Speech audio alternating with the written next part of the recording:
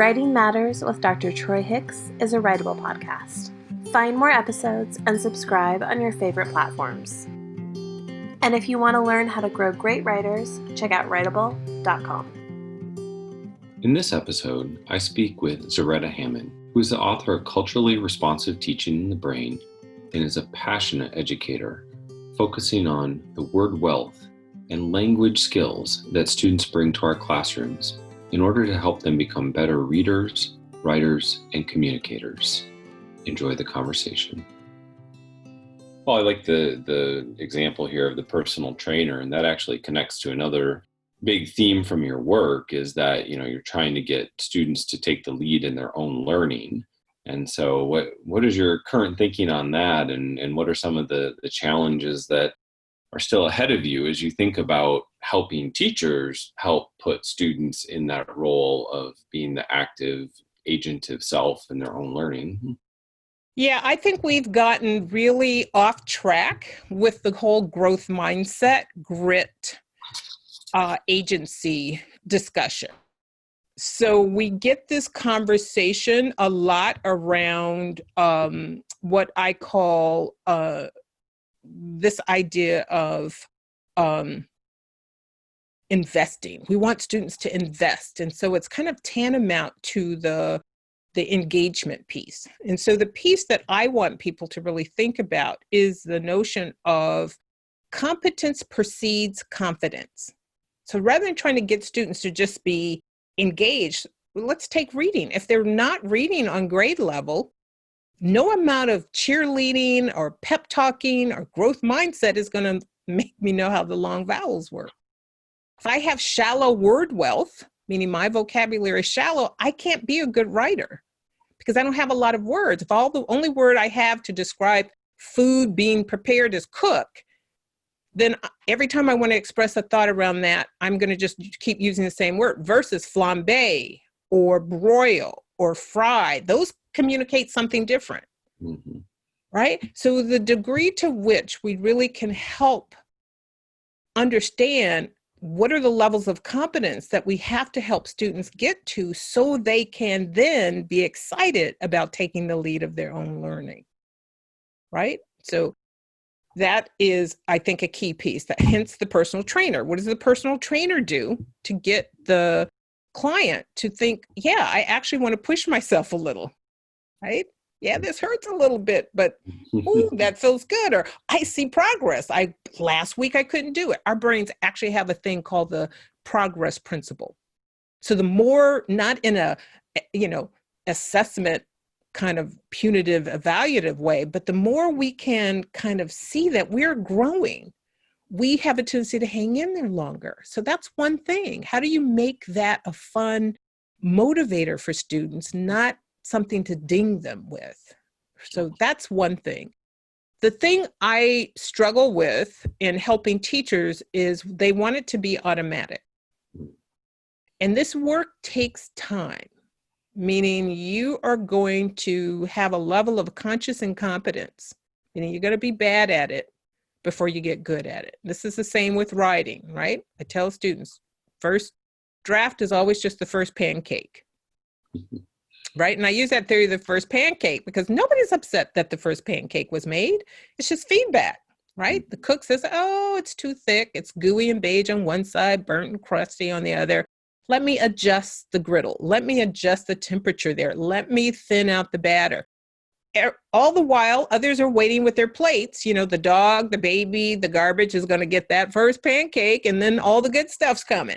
Well, Annie Lamott calls it the crappy first draft. She uses the S word, right? Everybody should read that essay because it's the same thing. When we can help students reduce their stress and their self-evaluation, the first draft is just, what am I thinking about this? What shape does it want to take? What's the best way to persuade my reader? Too often, we're not teaching writing as a multi-step process. So we have kids have all their writing hats on, right? The thinker hat, the persuader hat, the editor hat, the proofreader hat, all on the same time. And the teacher is not coaching the student to be conscious of what hat you need to have on. And what does it take to take off one hat and put on the other? You cannot do it simultaneously. I've been writing a long time, right? And I know that when I write my first draft, I have to go let it set. Yep. I cannot now immediately turn around and edit it. Yeah, it's got to be there just away for a while, right? For a while. And it could be an hour. I may not have a lot of time, but I might learn my process. I might learn the long form, right? When I'm writing a book, I can come back to the same section. I'm working on my second book, so I'm knee deep in this, right? And the next day I'll have better words and I'm like, ooh, that's a better, right? So if I know I give myself the space to keep making it better, if I have to edit, then at least 90 minutes. If I can do the editing the next day. So I actually have a schedule. Here's my thinker day schedule where I'm actually just writing. Here's my editor day schedule. Fridays, I don't try to do any writing to produce. I just edit and I tinker and right? So there's a process and every student needs to learn his or her process. The teacher has to be part of helping the student do that. And sometimes it's being in conversation. I see writing classrooms that have no conference time. How is that true? You're not teaching writing if you're not conferencing because your role is personal trainer. Students can't get better if they can't see the mistakes in their own writing. So you can scaffold your classroom, right? It doesn't have to be all on you. It could actually be where you're doing peer editing, right? When I taught writing, I had students do 5 drafts of a paper. I know, honestly. But the first draft was just for them, right? And they could bring it to conference. Then they're going to work on the second draft. They can share that in their peer editing group because they had a home group of 4 and they were part of 4, right? And there was a process and they can swap papers. So they can get that feedback. And then now they're going to go and write again. Now we're on draft number 3, right? And now I'm going to read draft number 3 using reader response. I'm not grading it. But I'm having a conversation with you. I'm writing in the margins. We're talking back and forth. Now you get to go do it again, right? The final then the fourth, I'm looking at your mechanics. I'm looking at your transitions. I'm looking at those 6 traits of writing. I'm giving it back to you. Now you're going to bring all those things together. So the 5th draft is you're going to get graded on that. Yeah. Now, that's a lot. Not every teacher can do that, right? But there are ways that we streamlined it. There were ways that we made that possible. Sometimes I put more of the burden on them, but and sometimes it was sampling. I'd rotate students. So, maybe you got all 5, but everybody started to understand, I need to pay attention to this. Right. So I started to actually check, have you internalized what that means to be looking for those traits? Right. And my guess is you probably didn't do like brainstorming on Monday all the way to final draft Friday. This was a very recursive process that ebbed and flowed in many, many different ways. I remember that 5-paragraph essay, and we need to put that thing in its grave. Right. Because what I see students doing, and I saw this with my community college students too, they would bring the pain of not being able to express themselves. They wanted to say so much more, but they were not given the tools to expand those 5 paragraphs. And it became a crutch for the teacher. Yeah. And then there were students, honestly, they could not write more than 5 sentences. And then all I have to do is have 5 sentences be a paragraph. And then I have to have 5 so-called paragraphs, and that's an essay. So there are a lot of adults along the road that should look and say, that's not going to be adequate if we're talking about college ready. Because college is going to ask you off the bat to start writing 10 pages. And there are students that get to college and have never written a 10-page paper. I saw them in the writing center, panicked, and that was in the late 80s. I still see teachers who are talking about 5-paragraph essays. There are books out about we need to stop that 5-paragraph, but it won't die. Oh, well, and then it's hard to have that conversation about, what I'm giving them the 5-paragraph structure as compared to we're helping them really understand language and looking at sentence templates or looking at what a mentor text has done and trying to emulate. because someone could say, oh, well, that's formulaic, and that, well, it's a very different perspective, right? We're not just plugging and playing, we're trying to emulate and model and learn from those different. That's right. We could give them a wireframe, and I do believe that's what the 5-paragraph essay started out to be, a wireframe, but we took it as the thing. Yeah. And so we just need to rediscover, what does it mean to be teachers of writing? What does professional learning look like? This is why I really have such an affinity for the National Writing Project and its various chapters around the country, because one of the tenets is writing teachers write. Yeah.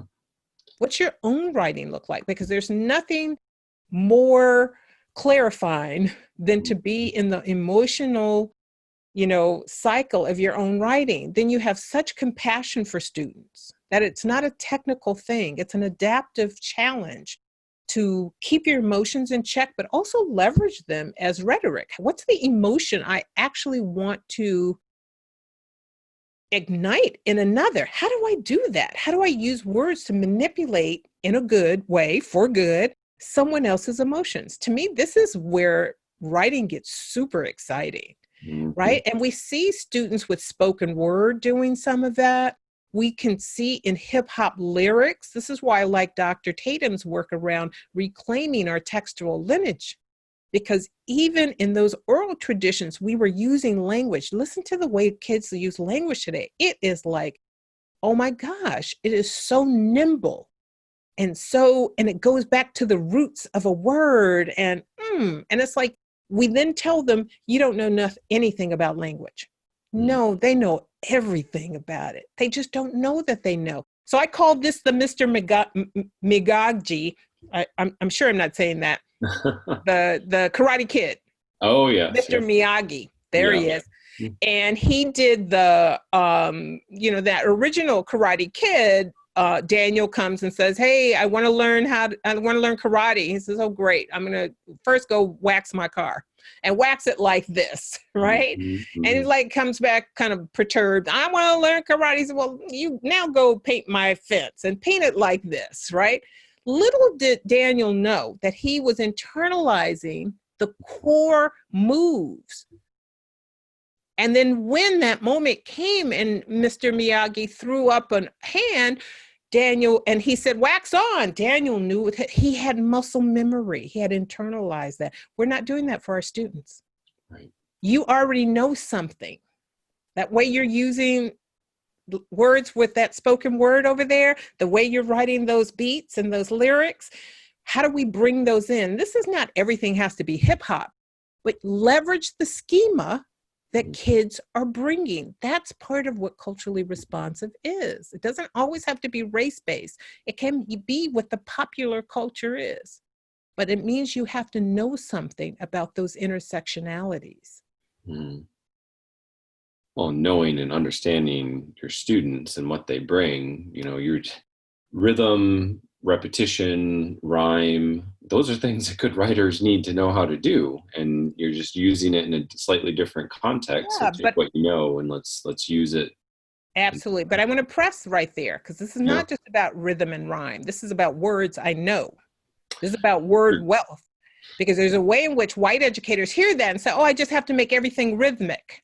Thank you. Yeah. Versus kids have knowledge, schema, a word bank that you're not tapping into. And it's not just, oh, what's their slang? This is part of culturally responsive teaching, right? Because the place we go to is, oh, it's just those kids. It's all about rhythm. Yeah. Right? I appreciate that you've said word wealth now a few times. And I think rather than consistently calling it a vocabulary gap, we look at it with word wealth, and we understand what students bring to the classroom and what they're able to deploy in those ways. Wow. And we don't give them enough opportunity to share that. So we keep talking about, oh, tap the assets of students. And when I press teachers, what are those assets? They can't name them. Right.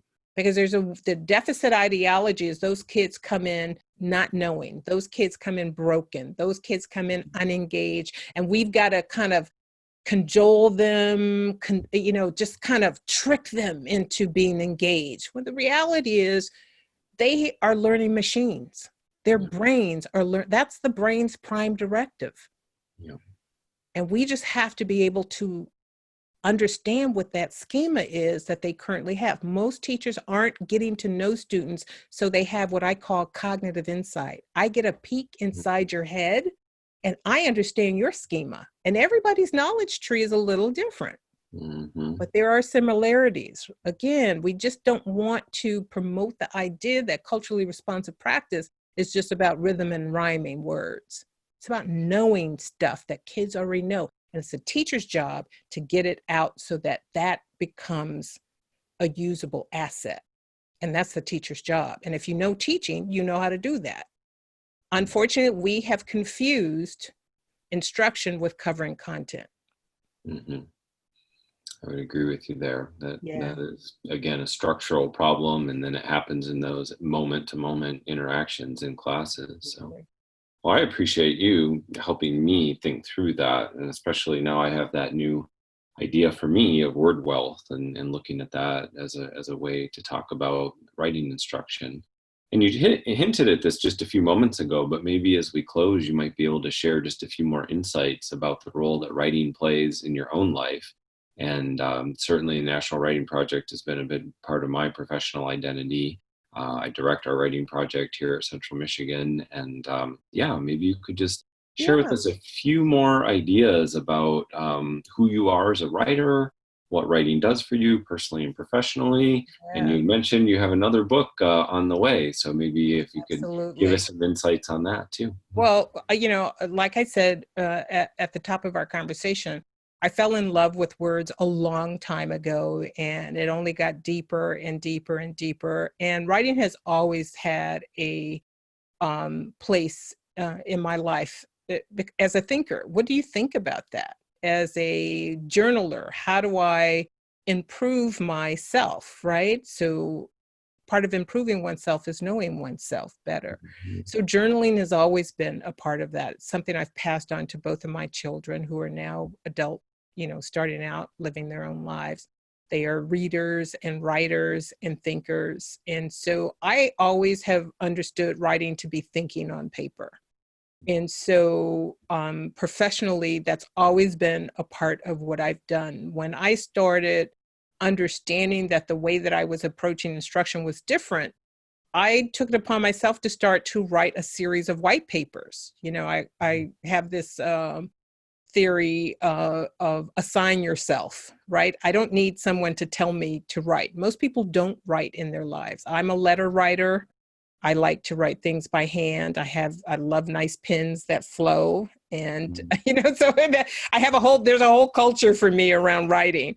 And I think for me, again, it keeps me grounded in that way. Then there's the whole professional that intersperses with the personal. So I consider myself a writer. I did not think I was a good fiction writer. It's why I started writing nonfiction. My book, Culturally Responsive Teaching in the Brain, started as a white paper called The Equity Pedagogy that I just kind of Jerry Maguire-like started sharing with folks. And then folks in Oakland Unified School District started passing it around and started sparking conversation. And eventually, it had always been the way that I had coached and supported teachers. Somebody pulled my coattails and said, you need to write this down and share it with a lot of other people. And that's what I did. And so again, writing has always been a way to support education, particularly educational equity, instructional equity, and knowing that the keys to that equity for students are around literacy, right? Reading is the epicenter of literacy, because if students don't know how to read, they cannot take that new content in and they will fall behind. We know reading also grows brain power.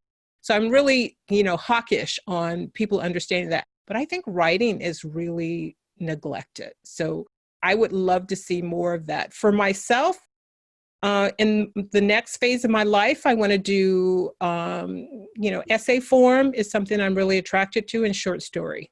So I started right? Because my master's was in secondary English education with a concentration in writing. And at NYU, my undergraduate was English literature with a focus on writing, creative writing at the time. So I want to get back to that. I'm super excited. My daughter and I were just talking about that this morning. So I'm looking to actually start to write more personal essays and would love to publish a book of essays in the next decade.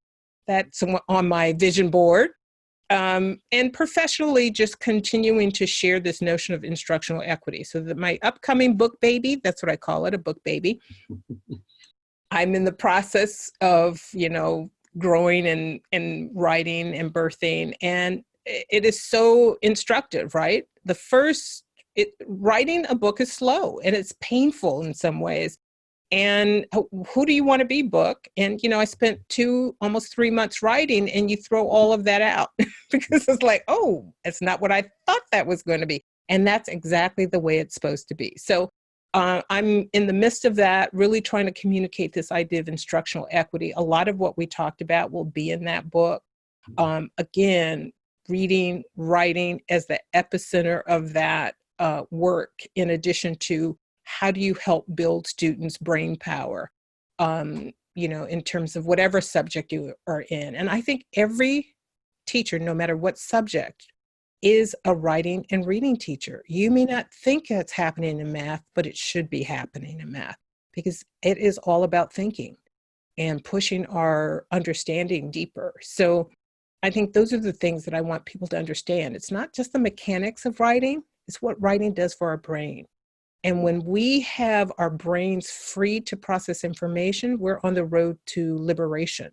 So literacy for liberation comes through deep reading, where the student is understanding the text and can respond, but also deep writing, where my voice, my opinion can be expressed cogently and persuasively.